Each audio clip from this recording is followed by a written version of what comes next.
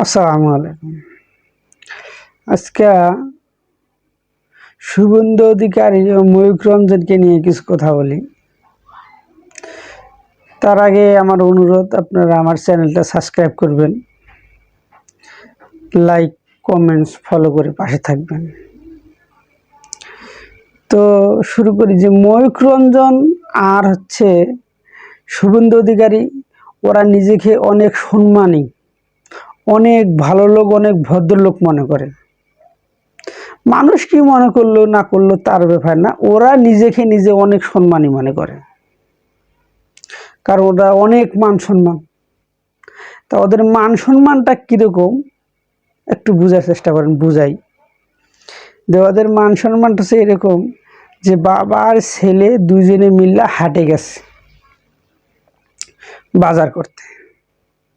তা হাটে যাওয়ার পরে কিছুক্ষণ বাজার সদাই করছে, এর মধ্যে হয়তো বা দুই একজন টাকা পয়সা পায় বা কোনো কিছু পায়। হ্যাঁ, এখন বলতেছে তুমি টাকা পয়সা দাও না কোনো। হ্যাঁ, দুই এক কোথায় কাটাকাটি হইয়া এখন ওই মানুষটা কি করছে, যারা পায়, হ্যাঁ পাওনাদাররা জুতা খুইলা তার বাপের সমানে মারা শুরু করছে। এখন ছেলে তার বাপরে যখন জুতা দিয়ে মারে, ছেলে কি করছে, পিছন মেরে ঘুরে দৌড় মারছে। তার বাপের ইচ্ছা মতন মারতেছে মানুষে। এখন ঘুরে দৌড় আর হাটের বাইরে চলে গেছে। এখন বাইরে যাওয়ার পরে যখন একটা মানুষ দৌড় দিয়ে গেলে তো আরেকটা মানুষ আটকায়, থামায়। তা একটা মানুষ থামাচ্ছে, ভাই ভাই দাঁড়া দাঁড়া দাঁড়া, ভাই আসলে কি হয়েছে, দৌড়াও কেন, কি সমস্যা? তখন উনি বলতেছে যে ভাই কি আর বলবো, মানির মান আল্লাহ বাঁচায়। যে মানির মান আল্লাহ বাঁচায় কিভাবে? কয় দেখেন, আমি আর আব্বা দুজনে মিল্লা বাজার করতে আইছি। আব্বারে জনগণ ধইরা জুতা দিয়ে পিটাইতেছে, আর আমি কোনো রকম বাইসে পালাইছি, আমার ধরতে পারে নাই। তো মানির মান আল্লাহ বাঁচায়।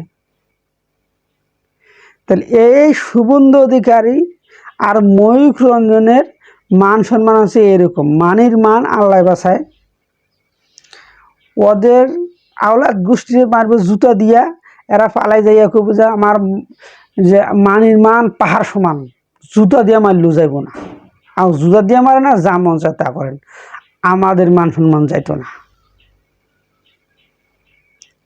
ওরা যদি মান সম্মানী মানুষ হতো, ওদের ভিতরে যদি একটু সম্মান থাকতো, ওদের ভিতরে একটু লজ্জা থাকতো, তাহলে এত কথা বলার পরও, এত মানুষ এত অপমান করার পরও ওরা কোনোদিন রাস্তায় দাঁড়াইতো না, রাস্তায় দাঁড়াইতো না। তা ওদের মান সম্মানটা এইরকমই, বুঝবেন সবাই। কথাটা কি সত্যি?